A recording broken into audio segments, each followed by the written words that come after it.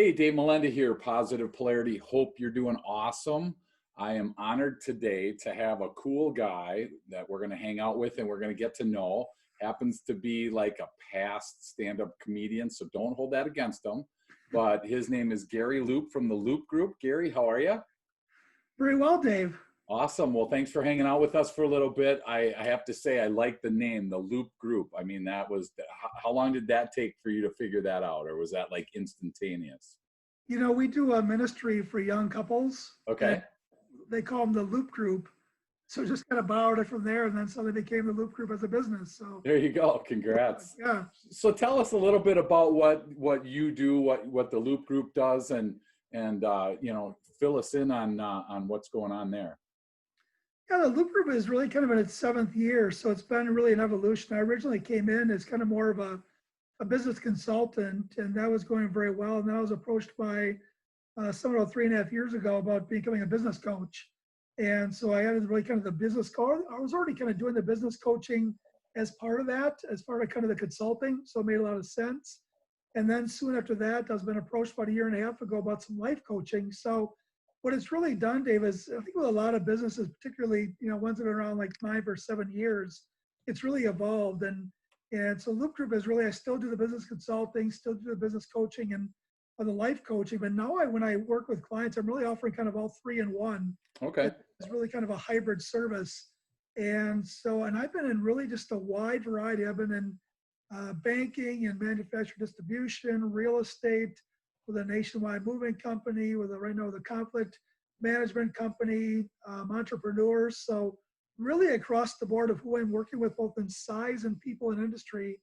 And I've just been thankful that the work that I've done, the models that I've produced, seem to kind of translate across businesses. Well, that's awesome. So I get asked as a business coach as well, I get asked a lot about that kind of that drift away from business and into the life coaching. And there's all these words. So maybe you can coaching, consulting, all this stuff. Do you have a simple thought process on how you identify, what business coaching is versus life coaching, or have you had to work through that at all yet or not? Not too much, because I think the pandemic really provides a great example Okay. where every engagement that I have with leaders, and oftentimes I'm working with a CEO, the president, a leader, or maybe their direct reports, but I work all the way from the top to the front line, and really everybody has access to me. So I would say during this pandemic, I've really kind of moved more into a life coach / business coach. Okay. So So when you say life coach, what is what's just that? what when you say life coach, what Mm. does that mean to you, and how do you look at that? And the term life coach, Dave, honestly, kind Yeah. of cracks me up. So I'm thinking, like, who am I to say, well, like me and life will be great? Right. So I Yeah. was challenged by the term, Sure. but it's a genuine walk with someone with where they're at. Okay. And so in business, as we saw, I mean, I've been really quite convinced that folks were really shell shocked. I think as Americans, quite honestly, I think we're not accustomed to change of this Sure. nature. Yep. And change came in the form of our wallets in terms of the job market. Even if you think about sports, sports has long been this kind of place where we could go to Right. get ready, or even go to the local restaurant. Those are all gone. So as business owner and leaders, even the folks in the middle and the front lines, I think they've had to kind of, I've been trying to draw out some things that I think they don't always come to the forefront. Sure. I think psychologically, we're trying to roll with the changes. If you recall, it was about 3 straight weeks where we just had bad news every day. And so that's why it's going to become more of a, how are you doing? How are you working through this? How are you leading your team? How are you going virtual? So they kind of really blend in, because I want to know how the business is doing, but I know there's a personal and emotional aspect of someone who may be paying, who's maybe the sole provider of their family. Sure. Really over time, getting to know them, Okay. building into their lives. So if you start with, let's say, you're working with a leader of a company on whatever, business related. So what I'm hearing you say, Gary, is it kind of then tends to transform into some personal development as well along the way. Absolutely. In the Okay. beginning, Dave, it usually starts out as kind of, let's talk about your business. But over time, and they know coming in what I offer in terms of these other services, but it's really just building that trust level. until someone's going to really start to confide in you, there has to be trust built. And for me, Dave, it's trust to me is my number one thing. Sure. So with folks, it's all about confidentiality. It's really being empathetic. It's having a high EQ. So I think originally there may not be that comfort level. There's probably this, I'll say that I offer these services, but over Mhm. time, once they know they can call when it's been a good day, but again, people will call, say it's been a great day. We had this great success. And I'm like, rah, rah, that's awesome. Sure. And some days are just tough or just something may have happened. Yeah. To bounce it off them and they know that the voice is there. And the other thing too, Dave, is that, while I charge by the month, I way under probably get paid what I should say way under. I give more hours than what I say I bill. Sure. But Sure. like don't wait until Monday's meeting to call me. If it's Sunday at 6 o'clock, call me. Sure. I'm always available because life happens all the Yeah. time. Yeah, absolutely. Well, and that's a cool thing. So, the EQ part, you touched on the emotional quotient part. So do you notice, I do a lot of EQ, we have an assessment for EQ, and we're able to help people improve their emotional intelligence throughout. So when you get into that with people, are people aware of that, of what that is at the leadership level, or do you tend to see that you're educating them on something that they may not have thought about before? Generally not. Okay. And that's been a really key point with leaders is for those that have a higher EQ, it's really like letting them know about their gifting. A lot of this work, David, you do this too. It's helping people understand the gifting that they may not be aware of. Sure. Generally, people have a pretty keen sense of what they're good at, but like an EQ sometimes comes across a little ambiguous where they're not sure. Right. So that they already possess, it's saying, let's really leverage this. Let's be able to sense the room of your other leaders in your team. And for the folks that don't have it, it's helping them to learn it. I worked with a leader a couple of years ago where when, it's about leadership presence, that if the business wasn't going well when they walked in the room, their emotions arrived about 3 seconds before they got there. Sure. So Yep. it's kind of coaching the leader of walking into the room that whether you set a new sales record or lost a major client, that the presence is so key. Right. Really are often led by their leader. And so, yeah, there's things like an EQ where it's really a good thing to train. And but I've had a lot of advancement with that. That's awesome. So when I talk to people about EQ, or I talk to groups, I get the biggest laugh when I say, "Hey, you tell me how your IQ is." And if we have a video, we put it up on the screen of a merge on a freeway, Yeah. because it's like, and we have them in Milwaukee. I don't know where else they have the zipper merge where, Yep. you're supposed to literally change every other car. And I don't know why, but there's plenty of people that are so coveting that 20 feet of space in front of me, and they feel like, they got to get in that spot. Yes. Right. And it's just amazing because that's emotional intelligence right there. How frustrated do you get? That we tend to use, a clear glass of water is kind of like your normal state. That's how you are. Like right now, both of us have probably clear glass of water. Well, if something creates, some potential stress, it's like adding red dye into that. Okay. And then it's like, how do you handle that? Because you have to get back to clear. And I see a lot of business owners and a lot of people in business that they kind of shut down. Something Right. happens. I mean, we've all had bad days, Yep. but yet it's interesting how some people, I've been in situations where they're like, "Hey, don't hang around her. She's having a bad day." Right. That's Yeah. EQ. And again, we're all allowed speed bumps. We're all allowed those occasional situations. But when it becomes a common practice, that's where obviously, the challenge comes in. So I call them, I always ask people, is it a blind spot? Do they know they're doing it? Or do they know they're doing it, or is it a blind spot? So when you're coaching people, what do you normally see? Are people cognizant of that low EQ, so to speak? Or do they tend to be pretty oblivious to it?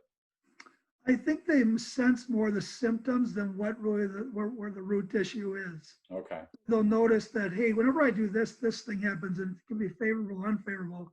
and you can draw that back to EQ. I think the other thing, Dave, as you kind of think about it, is that there's some other aspects to the EQ I think that come in that are related. For example, in leadership, it's not uncommon to see conflict aversion. So of course, if they're conflict adverse and they're coming in and presenting a message, but they don't have the EQ to see what's going on. So there's oftentimes, there's so many dynamics going on in the room, and we know we've heard for decades that the unspoken, it's the spoken word that's 20% of the message, and 80% is the body language. Yeah. And just watch folks. And so my job a lot of times is I spend a lot of time listening. Sure. I only generally I don't talk too much. I just listen a lot and watch. Sure. And identify, and then going back to leaders saying, hey, when you came in, here's kind of what the room was sensing. Yeah. Here's the message, boy, you nailed it. You really kind of caught where they're at. Or here, wow, it didn't really kind of miss the mark. And also, and there might have been some conflict that had to be kind of versus kind of stepping away from it. So it's helping folks. I think there's the conflict aversion, I think, is often they don't want people to get upset or mad, and it's okay for people to get upset and mad. Sure. So really trying to find that equilibrium within a business, whereas folks can express their emotion without fear of someone thinking, boy, it's going to get hostile, creating that balanced environment. Yeah. Of EQ. So it really is, it's a lot of factors, a lot of data points. But yeah, the EQ is often, I think, is seen in there as just symptomatic. And it's safe to say, here's where these all correlate into why EQ is important. Sure. And you brought up another great point. I mean, when you think about conflict, when I do my conflict resolution training, and we start out the session by saying, hey, when you hear the word conflict, what are some things that come into your head? What are some words, that tend to describe conflict? And I'm going to say, Gary, 98% of the words that I get back are negative words. Right. And people forget, or they don't know that there's a healthy, positive way to have conflict. And so I think that's awesome. There are plenty of leaders that are conflict averse. Absolutely. There's also plenty of leaders that look for controversy, Yeah. I mean, that's their focus, right? Is to be like, man, I'm looking for some conflict today, So Yeah. I try and help people to kind of find the middle where, pick your battle. You don't have to battle everybody about everything. Just, you can let some things go. And, so in the conflict side, when you're communicating with your leaders and people, are they pretty dialed into the two different sides of conflict, or do they tend to just see conflict mostly as a negative? Yeah, I think there's generally kind of more of a negative connotation. Yeah. I think it's not often called out. Yeah. And so, some leaders with that, and what I really appreciate, and this is all part of that trust and relationship aspect. From the beginning, I think there may be more of a defense of that kind of position, where over time, once I can start to work with them very personal level, begin to help them to find out what were the triggers. So if I see something kind of erupt in a room, I want to go back and I'll be like, well, what was the trigger? What caused you to get upset? Because as we know, if someone gets upset and it gets a little louder, they'll listen better. And I think in my work, I'm always trying to draw out. I mean, I'm always convinced, and I'm sure you see this too, Dave, always convinced there's some great minds and voices in the room, Sure. but they're not always drawn out. And if there's too much loudness, they're going to speak up. Yeah. Or if there's kind of an attacking environment, they know it's not wise to speak up. Right. But it's got to be an environment where just through the last, again, my career spans 20 plus years, but really in the last 13 years, I've been in these really a lot of challenging situations. Sure. Drawing out those incredible voices and watching them once they're emboldened and empowered to speak in an environment that's safe. Yeah. Watching them really blossom and grow. It's incredible. Right. That's so awesome. And I was just with a client recently, and we're going through and meeting with each one of the team.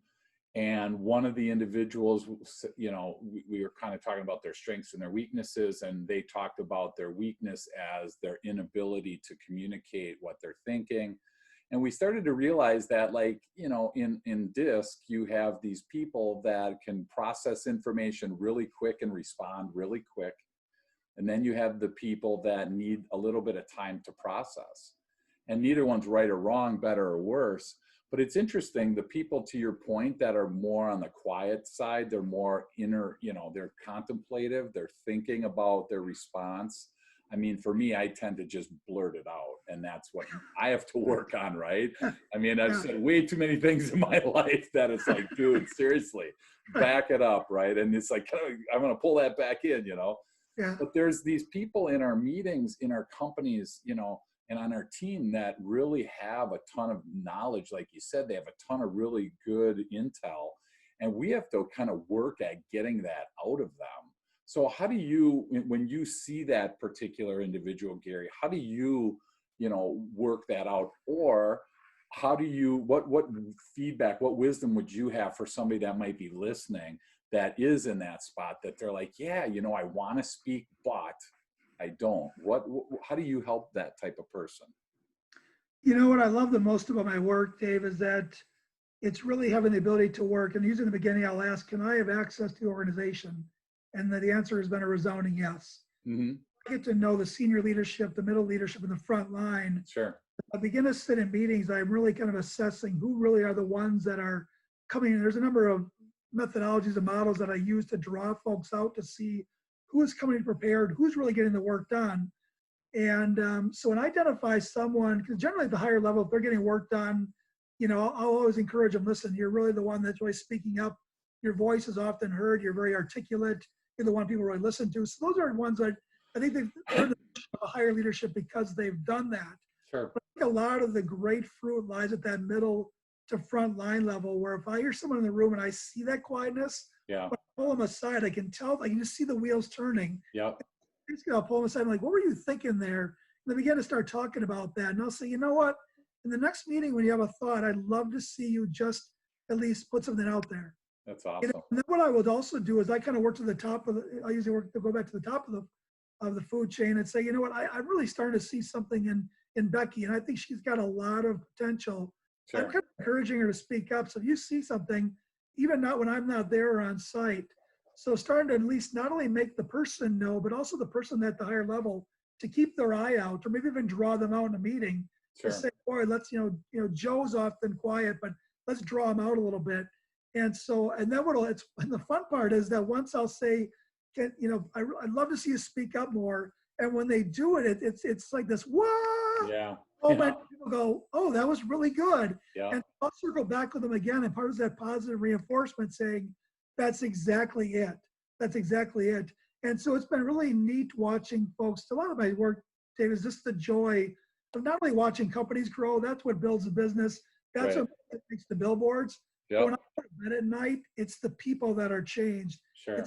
It's that as leaders, that their lives are better, their families are better, there's better peace, they're running a better organization. But it's also those folks that long time have said, I'm just on the bottom of the list. I'm just this kind of grunt. And Yeah. it's those folks that they've got great gifting in drawing that out. And that's my greatest joy in watching someone. I've watched folks that have jumped 2-3 levels in an organization pretty quickly because someone finally said, holy cow, this entire time Becky knew all the answers. Sure. And just giving the voice to those folks. So that's how I do it. A lot of my work is done, as you can probably tell, on a one-on-one basis. Because if I, in that meeting, were to say, this would be a good time, Becky, for you to speak up. Well, now they're naturally quiet or introverted. Well, now Yep. we're like the turtle and stick the head even deeper into the shell. Right. So it's a matter, we're doing a lot of that one-on-one work to bring that encouragement to have them to really bring their gifts forward.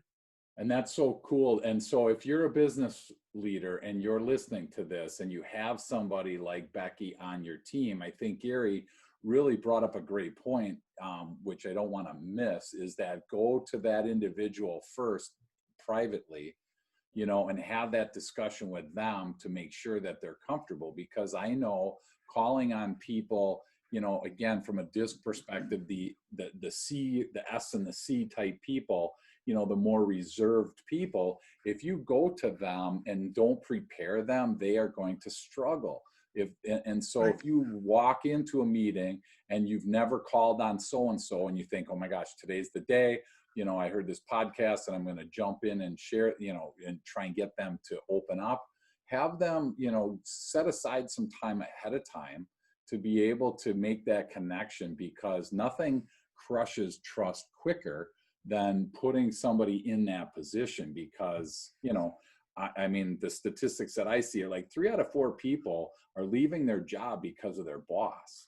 And Right. that really shows that like we as leaders really need to kind of up our game when it comes to, leading people. And I always think of, a sheep and a shepherd. And I think it's the shepherd's responsibility to put that sheep in green pastures and really make it a flourishing and nourishing environment. And if it's not, if your sheep are bad, it's a direct correlation to that shepherd.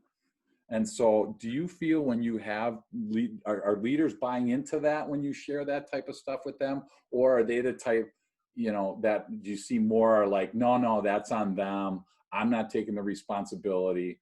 How do you handle that type of situation?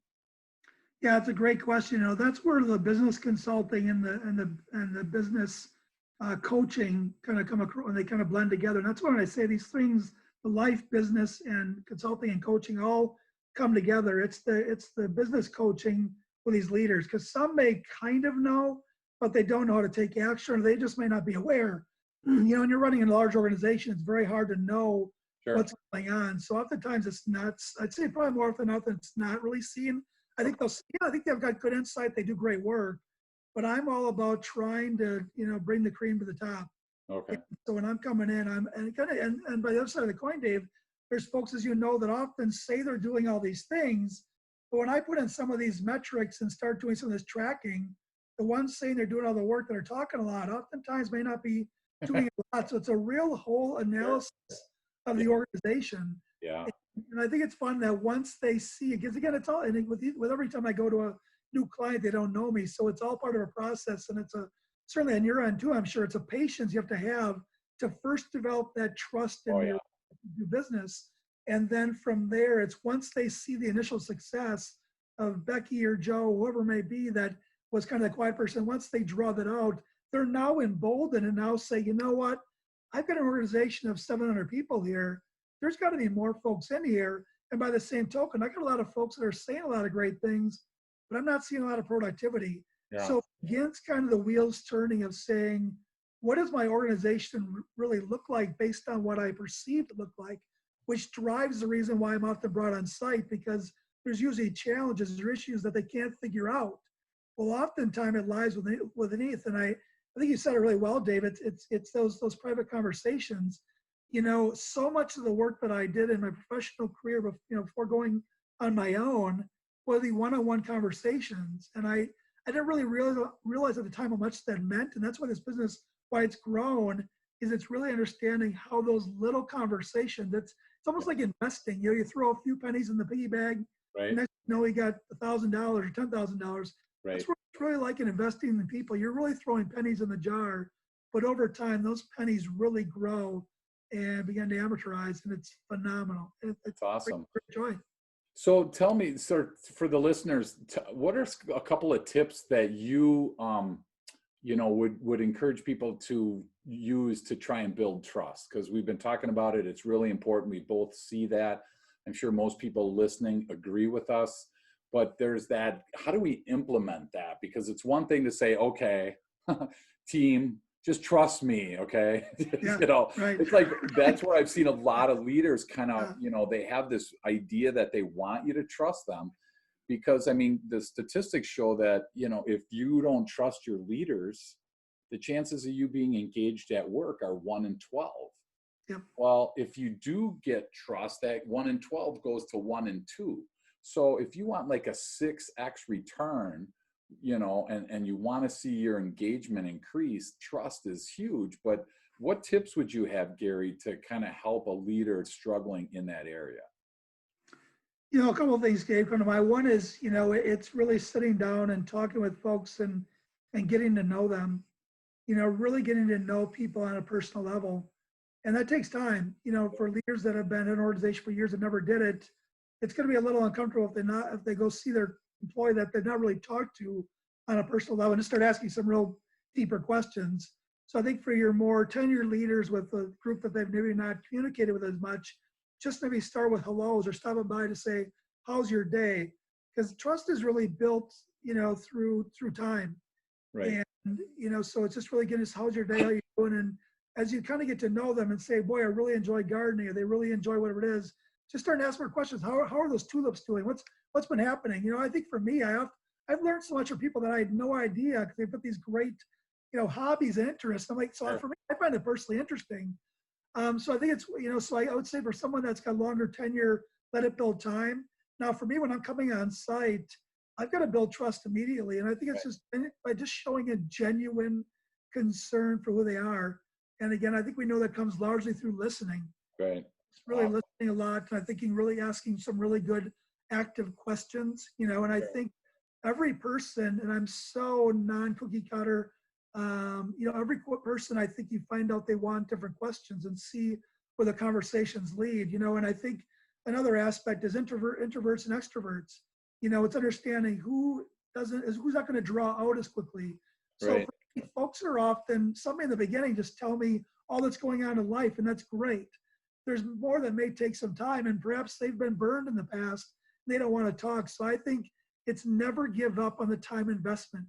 Sure. Never give up on the time investment. And then once a degree of trust has been built, it's absolutely essential that that is backed up and followed through 100%. Sure. And that means confidentiality. That means not discussing those things with the people.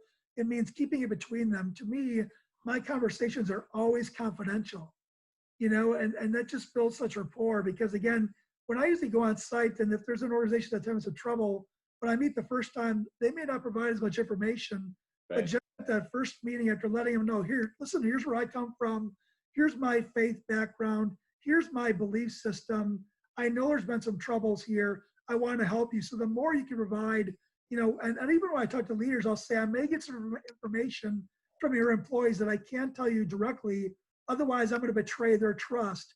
But in the end, we're all going to win if I can just ascertain what the pain points are. And it's interesting over time, you know, people begin to really share with me what's going on. Yeah. And I think to answer your question, it's really just spending the time and just actually being genuine. Sure. You know, there's some leaders that I've had to work with where you know, not that I'm a big advocate of fake it till you make it, Yeah. but if you're generally not interested, find a way to look interested. If you love Yeah. the Packers, sit down with an employee like you're watching a Packers game. Yeah. Use Yeah. that same sort of excitement, you know, of Aaron Rodgers touchdown Yeah. as you know with these employees. Yeah.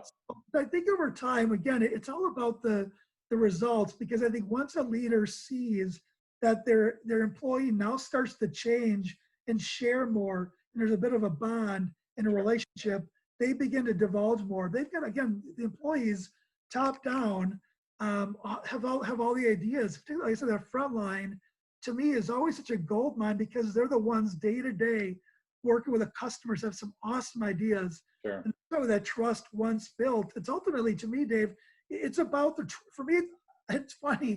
When I go on site, I mean, I have these relationships for years past the engagement. We may be done with all the work, Yeah. but I stay in touch because I actually love these people. I Sure. have a Yeah. genuine love of people. It's my gifting.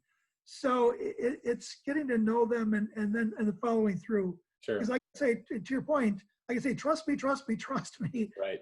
Fly so far, but when they see that you can back up confidentiality, when you Right. can back up speaking up on their behalf and seeing things change, that's when an organization that may be seized up, now you're giving it some oil. You start watching those gears start turning. Sure. And there's nothing that sells more than success and movement. That's awesome. I had a few years back a client, Breakbush Chicken. They're up out of the middle of the state, and you're driving on 94, minding your own business in the middle of nowhere, and you look over, and there's this huge, somewhere around Portage, there's this huge manufacturing facility, and they process chicken breasts. And they have 800 people on the team. And I got introduced to Carl Breakbush, the owner, and he has since retired. But he would do what was called Coffee with Carl. And they had 3 shifts. And so Carl Breakbush would be there at 2:30 in the morning meeting with third shift to literally sit down and just, you know, spend some time with them. And as he was showing me around, I was doing leadership training they had about 100 leaders that we were working with. And they ended up, he'd walk around there, Gary, and he'd walk up to somebody, hey, how did Jimmy do last night in T-ball? I mean, it was like he knew all these people. So to your point, you know, trust is built when you get to know people. And I think that that's a great point. one of the other things that I've seen successful is if they're struggling with my trust, if they're not trusting me, I tend to be like vulnerable and fall on the sword and be as open as I can, because they see, wow, if they brought this guy in and he can be open and vulnerable, the likelihood of having that safe place that you referred to before, is that much more likely to happen. Safe places are gold in today's business climate. There's so often you got these people that are fighting with each other, and there's Yeah. disagreements and conflict, and there's cliques, and it's just all this stuff that you have to break through. So I love that. Thanks for sharing that. When you think about, like, for you, who was somebody that really had a big impact on you as a leader? If you had to say, I have a mentor, or I follow this person, or I really enjoy learning from this person, where would that lead you? It goes back to We Energies. So as I was winding down the stand-up comedy career, because it's not a great lifestyle. I had my degrees out of college. I was at We Energies, this little part-time jobs. It was benefits, and it kind of paid the bills in the call center. And I stepped into a management role, and I really had the huge blessing of reporting to a gal who was phenomenal, just really outstanding. Then her direct report, or who she reported to, was phenomenal, and still friends to this day, Dave.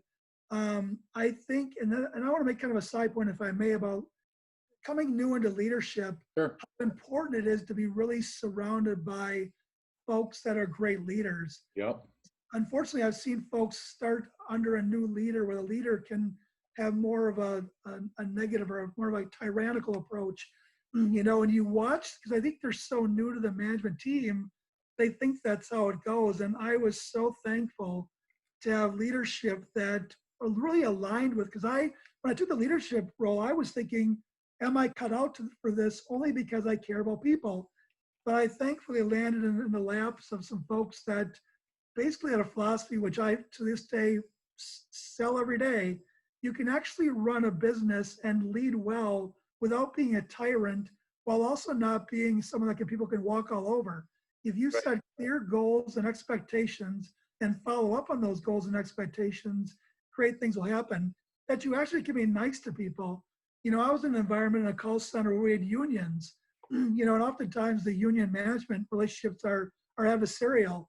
And there was this philosophy where I'd say, I said, I know I got to play the management side guy, but Yeah. I'm empathetic to the union side. If I find myself in a situation where I can bridge gaps through, working with a union, what do you think? And they were like, go for it.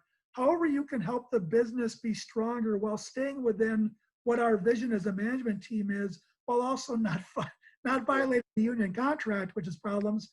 You can do it. And it was interesting, because we had, we actually, in the call center I was in, we had right around 5 to 6% attrition, Okay. which centers run right around 20%. Yeah, that's And low. we had Yeah. leaders that were supportive of a very humanistic approach was a joy, because call centers, if you know them, and again, I've been in call centers in all these different environments, but Sure. highly metric driven. Yeah. So people are literally kind of chained to their desks by numbers. Right. You can find ways to make the job much better, more palatable, enjoyable, and provide some flexibility. It makes their lives better. And so, to answer your question, Dave, it was just folks that really recognized that and valued creating an environment that is inherently difficult. And again, at We Energies, people aren't calling We Energies to say, hey, want to thank you for the power today. Yeah. That's not, those are Right. like, it's sort of my power's out, or my bill's too high. Those are tough phone calls. Those jobs are very difficult. Right.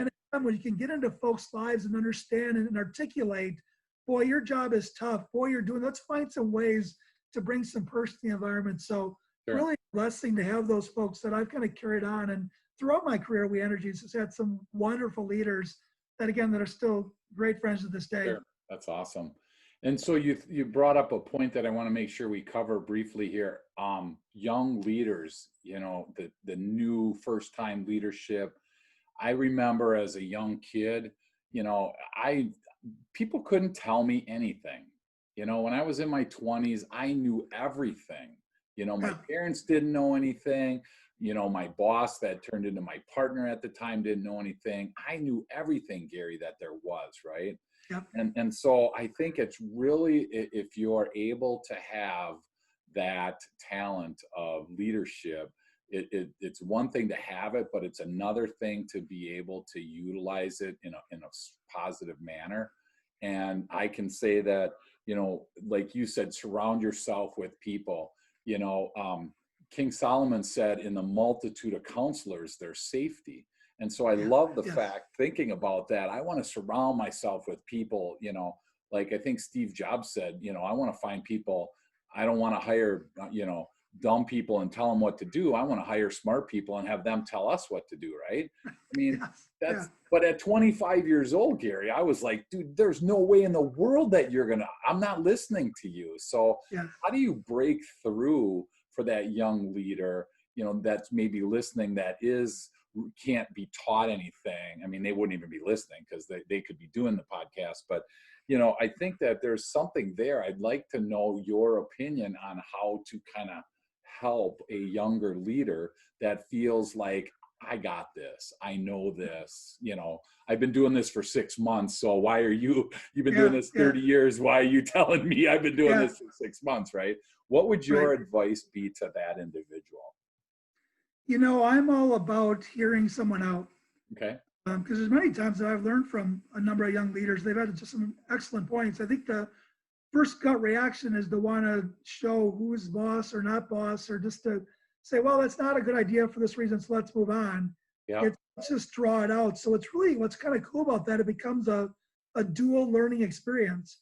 Because generally speaking, as you get seasoned and you get older, you begin to kind of know what works or Stick doesn't. with the season thing, Gary. Don't say older, okay? Why do you got to? I know. I mean, it's Well, you seasoned. have hair, Sounds Dave. like a piece of aged meat that's just ready to be grilled and enjoyed. I like that rather than an old piece of meat thrown in the garbage. So anyway, I But digress.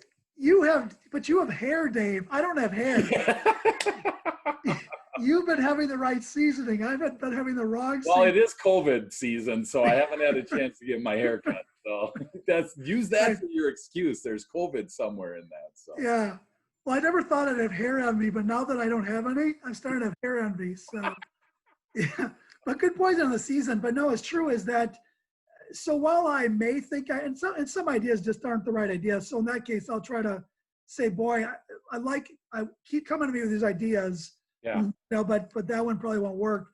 But by dialoguing it through it, oftentimes, and then beginning to kind of throw in some of my experience, I think they begin to see, and again, this is where that trust and relationship are the very bedrock of everything. And that's where that early leadership relationship has to be built on trust, because they know I'll listen if we can do something. If there's something, even like if it's a small thing that I can implement that I know will probably do pretty well, I'll do it to instill that trust, knowing that the gain may not be huge, sure. but it's going to continue to give them the encouragement. But then talking it through, I think they begin to say, well, Gary's really bald. He actually may know something. Yeah. So it kind of builds that joint rapport. And I think for me, it's always bridging that gap between the folks that have 30 years experience and 1 year experience. How can we bridge that gap so that we can communicate? And I think today, particularly in a multi-generational, 5-generational environment, as I work with leaders that maybe a generation or two older than I am, or generation two, it's more critical than ever, because the communications, as we know, the communication styles have changed significantly. Right. And so that's why those gaps have to be filled. And the way through it is the common form is communication and trust. And that's how I do it, because it's a fun engagement. And over time, you kind of start getting some running jokes where they may have an idea and I'll say, remember that idea? And they'll laugh, or I'll say something stupid and they'll like, remember you said that? So Yeah. it becomes that rapport where people feel it's got to be that comfort level. Sure. To be able to bring forward ideas. Sure. Absolutely. And I think, again, you brought up another great point about hearing them out. And I can envision, I'm in my 50s, and I can envision sitting across from somebody in their 20s and what their preconceived notion is and the baggage that they bring in. And then I'm sitting there with my preconceived notion about this person. And I think in a natural way, the tendency would be kind of like the Kung Fu movie when you can remove these, stones from my hand, grasshopper. You know what? That's so different than how it really is now. But yet I think there's still that old regime that still has that thought process. I mean, I remember once that I was in a meeting with somebody and there was an outside salesperson, I'll call it, and an inside salesperson in a meeting. And it was just the three of us. And the inside guy said, "Do you want to know what I think?" And the outside guy says, "We don't pay you to think." And it was just like, oh my gosh, right? So, but I think that regime is starting to disappear. And I just would encourage anybody listening to really use those three words wisely, hear them out. And when I do my listening skills training, we really practice things about not preconceiving your notion, not, filling your mind with a response prior to, this person finishing their statement. So I really appreciate that chunk of that. So two more questions for you, and then we'll let you go. One, tell me about the C-Suite for Christ and how's that? I know we're transitioning, but I think it's a pretty cool thing that you got going. So I just want the listeners to hear if anybody's interested in getting involved. Tell us a little bit about that. Yeah, actually, Csuite for Christ was one of my clients is Paul Newberger, who is, as you might, he's pretty prominent in the community, very involved. And I've been his business coach for 3.5 years, and it's been a wonderful relationship on so many measures. So I couldn't be happier for him. But about 1.5 years ago, he had approached me about, he had some idea on doing something for.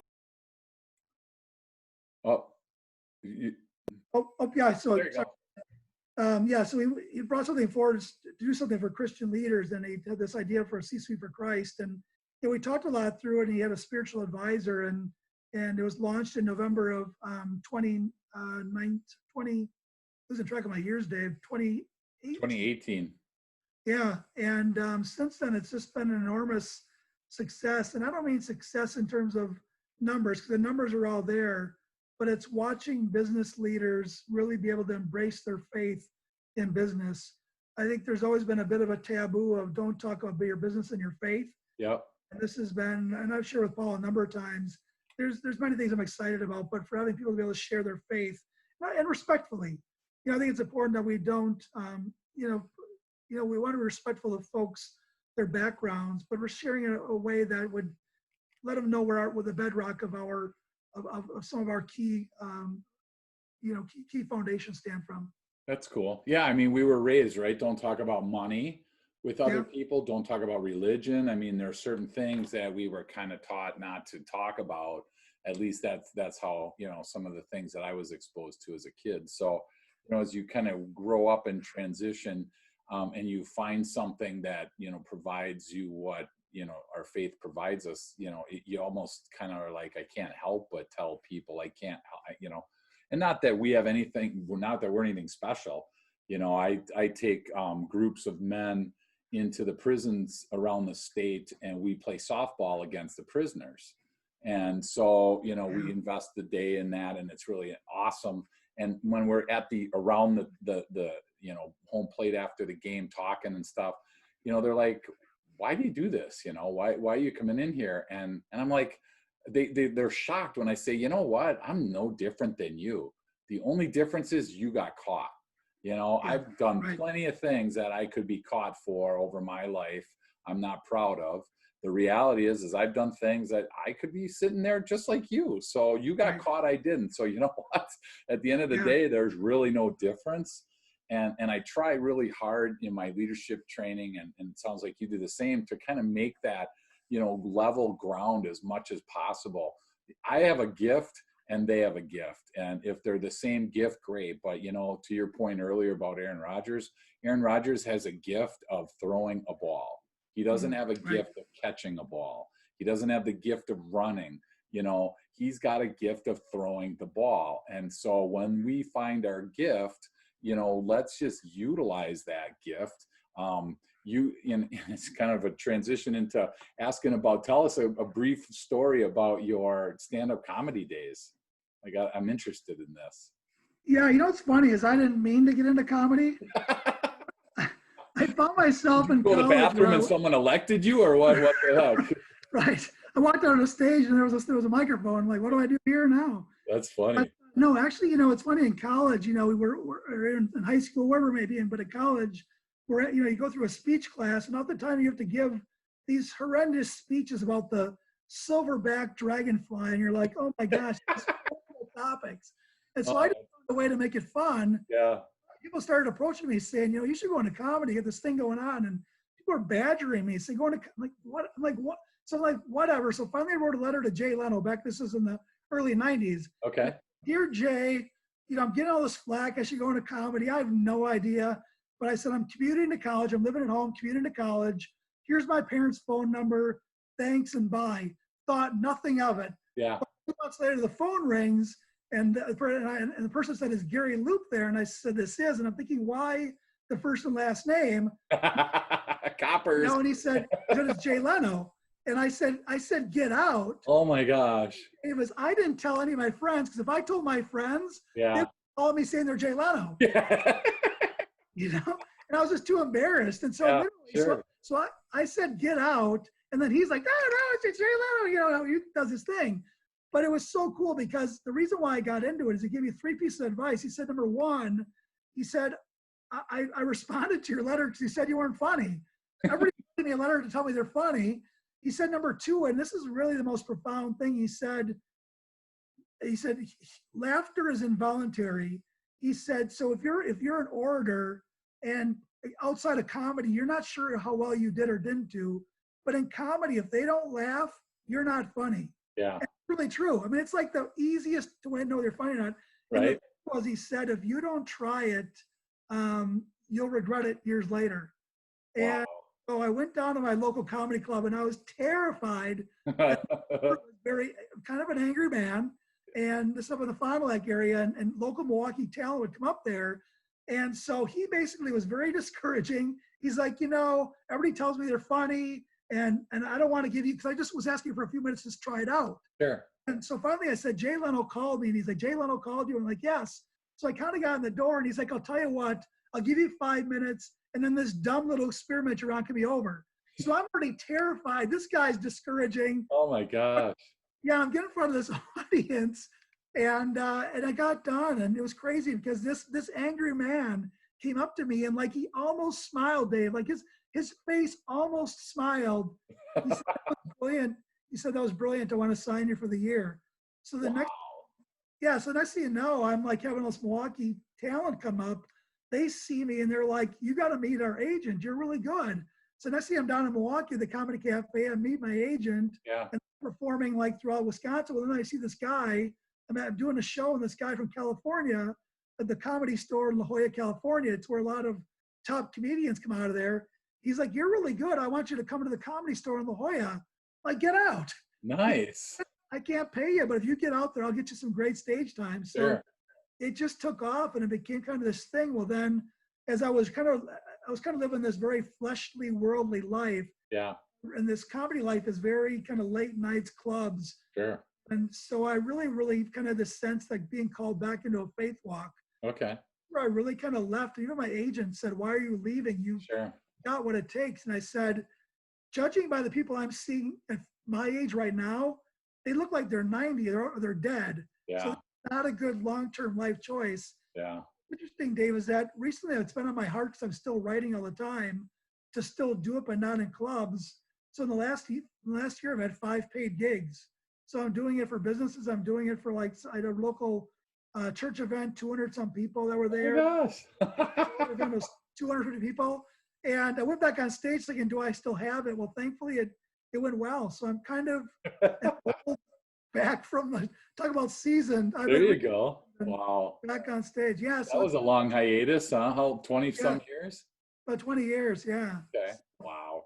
So one last question, Gary. If people want to get a hold of you, want to learn more about working with you, connecting with you, learn more about maybe Csuite for Christ, or have you come and entertain their group, what's the best way for them to get in contact with you? Yeah, thank you for asking, Dave. The phone number is 414-315-7750, available by phone or text. And then email is gary.loop@loopgroupllc.com. And that's LOOP, correct? Yep, yep. Awesome. Well, Gary, thank you so much for hanging out. This hour flew by. We almost made it an hour. And so I thank you so much for your insight, and look forward to seeing you out and about now, doing some paid my gosh, paid gigs to Yeah. make people laugh. How cool is that? No, and thank you, Dave. I mean, between you and I met a couple of years ago, and I've been just thankful for our relationship and all you're doing. And so just thank you for what you're doing. Thank you for the invitations. It's been Awesome. fun. So, and then also, if you could send me some of your hair in the mail, I'll give you my address. That will be awkward on stage, okay? I'm just going to tell you right now, that's going to be really awkward. So, well, hey, look on LinkedIn, Gary Loop, look at his hair, and then look at Dave Melinda's hair, and then you be the judge as to who you'd much rather have. But I don't have nearly the sense of humor that Gary has. So thanks, Gary, so much for hanging out, and we'll talk soon. Awesome. Thanks, Dave. Take care. Take care.